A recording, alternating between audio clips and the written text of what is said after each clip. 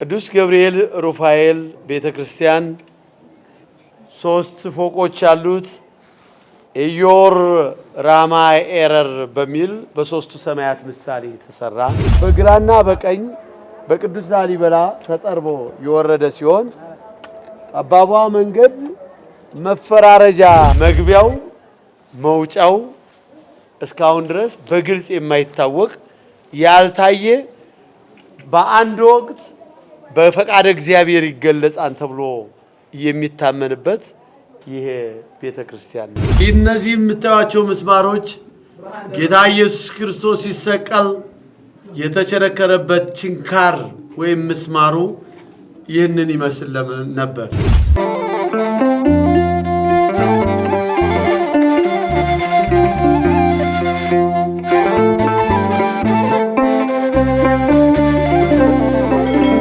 አሁንም እንደቀጠልነን ስድስተኛው ቤተ መቅደስ ደርሰናል። ይኸውም ቤተ ገብርኤል ነው። አሁንም ቤተ ገብርኤል ወንድማችን ዲያቆን ሙጫው በደንብ ያስረዳናል። ወደሱ ወስዳችኋለሁ። አሁን ያለንበት በሰማያዊት ኢየሩሳሌም ምሳሌ ከታነጹት አራት አብያተ መቅደሶች ሲሆን እነዚህም ቤተ ገብርኤል ወሩፋኤል፣ ቤተልሔም በአምሳለ ሲኦል መንገድ አድርጎ ቤተ መርቆሪዎስ እንዲሁም ቤተ አማኑኤል መጨረሻው ቤተ አባ ሊባኖስ እነዚህ አራቱ ቤተ ክርስቲያናት የሰማያዊት ኢየሩሳሌም ምሳሌ ሲሆኑ ሰማያዊት ኢየሩሳሌም ምሳሌ ያደረጉት የሰው ልጅ ከህልፈተ ሞቱ በኋላ ወደ ገነት ቢገባ ምን ያክል ደስታ እንደሚያገኝ ወደ ሲኦል ቢወርድ ደግሞ ምን ያክል መከራን እንደሚፈተን የሚያሳዩ አብያተ መቅደሶች ናቸው። እያንዳንዳቸውን አብያተ ክርስቲያናት አንድ በአንድ ከማየታችን በፊት በመጀመሪያ በገብርኤል ሩፋኤል ውጨኛ ገጽታ የምናየው ይህ በፊት ለፊታችን የሚታየው ጠባቧ መንገድ ናት። ይህች ጠባቧ መንገድ በግራና በቀኝ በቅዱስ ላሊበላ ተጠርቦ የወረደ ሲሆን ጠባቧ መንገድ መፈራረጃ በማለት በዘልምድ ትጠራለች። መፈራረጃ ማለት የኃጥአንና የጻድቃን የመለያ መንገድ ማለት ነው። ይህ ማለት ደግሞ ኃጥአኖች ወይም ክፉ የሰሩ በዚች ቀጭን መንገድ ሂደው ስለዘለቁ ወደ መንግስተ ሰማያት ገቡ ሳይሆን ይህን መንገድ ወይም ይቺ ጠባብ መስመር ለኃጥአኖች ወይም የመንግስተ ሰማያት የመግቢያ በር ከዚህ ምን ያክል የቀጠነችና የጠበበች መሆኗን ለማስረዳት ነው። ስለዚህ መፈራረጃ የኃጥአንና የጻድቃን የመለያ መንገድ ነው። ወንጌሉም በጠበበው መንገድ ሂዱ ይላል። ያን ምሳሌ ለመስጠት ወንጌሉም በጠበበው መንገድ ይሄዱ። በተጨማሪም እዚህ የምናየው ተራራ ድሮ ይህንን ያክል ነበረ። ቤተክርስቲያኑ ከመታነጹ በፊት የነበረው ከፍታ ነገር ግን አሁን ተራራ ሆኖ የምናየው ከነዚህ ከምድብ ሁለት አጠቃላይ ሲታነጹ የወጡት አፈርና ድንጋዮች ናቸው ትልቅ ተራራ አድርገው የሚታዩት። ስለዚህ የቅዱስ ላሊበላ ስራው እጹብ ድንቅ የሆነ ነው።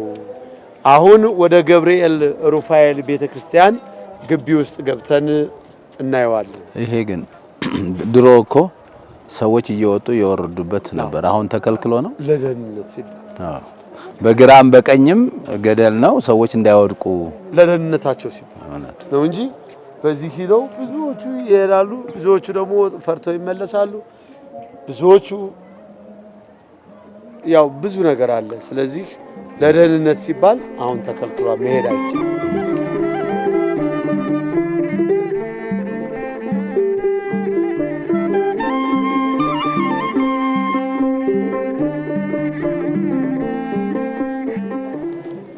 አሁን ያለንበት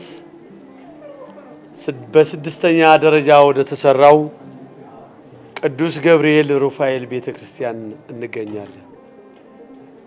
ቅዱስ ገብርኤል ሩፋኤል ቤተክርስቲያን ሶስት ፎቆች ያሉት ኢዮር ራማ ኤረር በሚል በሶስቱ ሰማያት ምሳሌ ተሰራ። አንደኛው ሰማይ የሚያመለክተው ከታች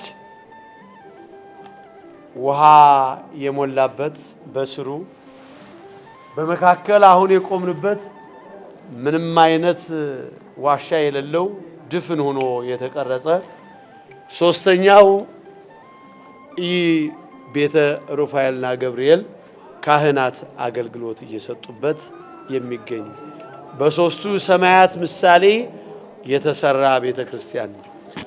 ይሁን እንጂ ቅዱስ ገብርኤል ሩፋኤል ቤተክርስቲያን የሌሎቹ አብያተ መቅደሶች እያንዳንዳቸው መግቢያና መውጫ በር ሲኖራቸው የቅዱስ ገብርኤል ሩፋኤል ቤተክርስቲያን ግን የመግቢያና የመውጫ በሩ እስካሁን ድረስ ምስጢራዊ እንደሆነ ይገኛል።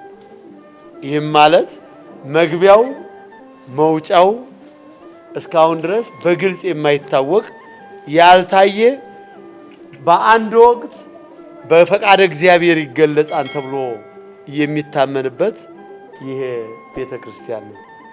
እንደምታዩት ዛማዶ ያለው ደረጃ በቅርብ ጊዜ የተሰሩ ነገር ግን ከዛ በፊት ህዝበ ክርስቲያኑ በእንጨቱ ጋግራ ወደ ቤተክርስቲያኑ ይገባና ይወጣ እንደነበረ የሚያሳይ ነው እንጂ እስካሁን ድረስ የመግቢያ በሩ በየት እንደሆነ አይታወቅም። በመካከል ያለችው ደረጃ ማዶ የምትታየው ደረጃ ጌታ ኢየሱስ ክርስቶስ ከዓለም ፍጻሜ በኋላ ፍርድን ለመስጠት ሲመጣ ኃጥአንና ጻድቃንን በሚለይበት ወቅት እዚህ ደረጃ ላይ በመቆም ምሳሌው ነው። እናንተ የተባረካችሁ ዓለም ሳይፈጠር የተዘጋጀላችሁን መንግስተ ሰማያት ተወርሱ ዘንድ ኑ ወደኔ ብሎ ዛቻ አዙሮ ወደ ጽርሐ አርያም ወደ ተሰራው ጽርሐ አርያም ተሰይሞ የተሰራው ቤተ አማኑኤል እንደሚወስዳቸው፣ ሁለተኛም ኃጥእ የሆኑ ሰዎችን ወደ ባህሩ ወደ እሳቱ እንደሚያስገባቸው የሚያሳይ ምልክት ነው ይህ። ስለዚህ ቅዱስ ገብርኤል ሩፋኤል የአምሳለ ሲኦልን መንገድ የምናገኘው ከዚህ የሰው ልጅ ስተትን ቢሰራ ከባህሩ ከእሳቱ እንዴት እንደሚንገላታ ለማሳየት ይረዳን ዘንድ ለቅዱስ ገብርኤልና ሩፋኤል የታነጸላቸው ከቤተ መቅደሱ በስተቀኝ ያለው ነው የሲኦል ምሳሌ ማለት ነው። እዚህ ያለነው አሁን ቤተ ሩፋኤል ነው። እሺ ቤተ ገብርኤልና ሩፋኤልን ለሁለት የሚከፍላቸው ይሄ የመካከለኛው ምሰሶ ነው። አሁን ያለንበት ቤተ ሩፋኤል ወዳኛው በቀኝ በኩል ያለው የቅዱስ ገብርኤል ነው። ከገብርኤል ጀርባ የአምሳለ ሲኦል መንገድ፣ በዚህ በሩፋኤል ፊት ለፊት ደግሞ በአምሳለ ሲኦል መንገድ፣ በቅዱስ ሩፋኤል ፊት ለፊት ደግሞ ታች የምናገኘው ውሃው የሞላበት አሁን ጸበል እያልን የምንጠቀምበት ግን የአምሳለ ሲኦል ሰው ኃጢአትን ከሰራ በኋላ ከማያንቀላፋው ለዘመኑ ፍጻሜ ከሌለው ቦታ እንዴት እንደሚሄድ የሚያስታውሰን ምሳሌ ነው እዚህ ቦታ ላይ የተቀመጠው። መልካም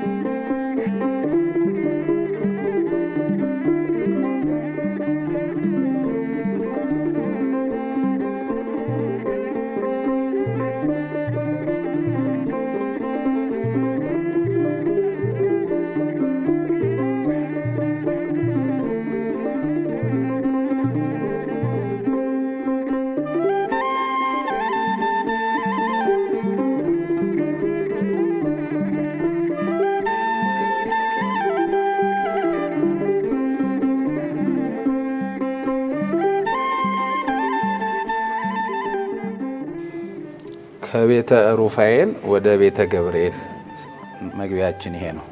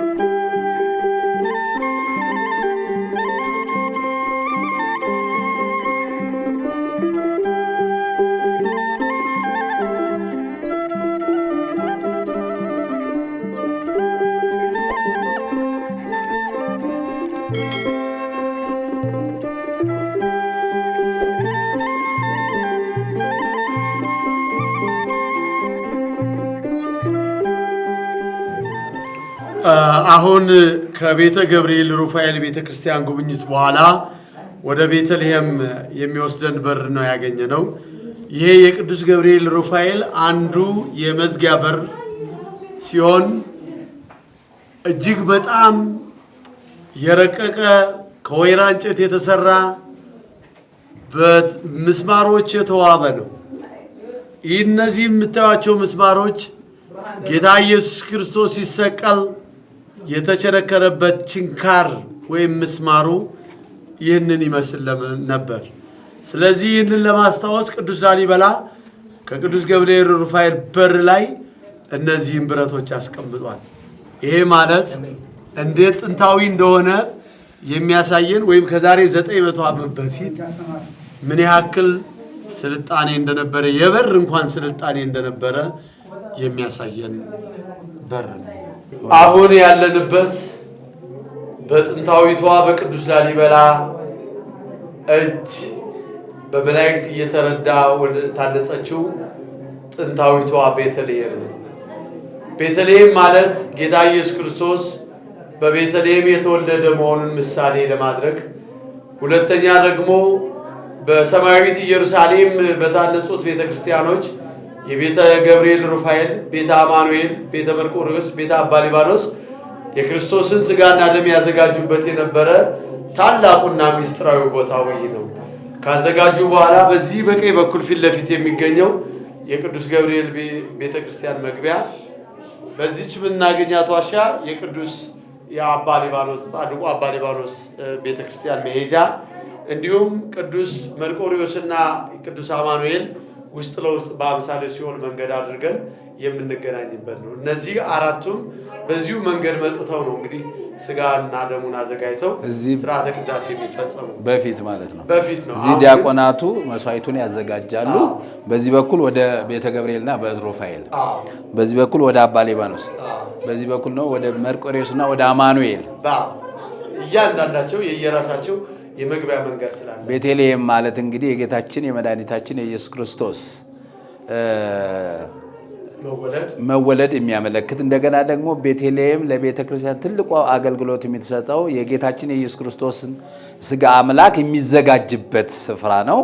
ቤተልሔም አንድም እመቤታችን ናት። ቤተልሔም ማለት ክርስቶስን ያስገኘች እሷ ስለሆነች፣ አንድም ደግሞ በቤተልሔም እሱ ስለተወለደ እመቤታችን ቤተልሔም ትባላለች። አሁን ቤተልሔም ከዚህ ስጋ ወደሙ አዘጋጅተው ወደ ቤተ ክርስቲያን መሄዳቸው ቤተልሔም በተባለች ከእመቤታችን ከስጋዋ ስጋ ከነፍሷ ነፍስ መንሳቱን ያመለከታልና ለአራቱም ቤተ መቅደስ ቤተልሔም ሆናች ዋሻ ቅዱስ ላሊበላ ያዘጋጃት ታገለግል ነበር ማለት ነው። ትልቅ ሚስጥር ነው።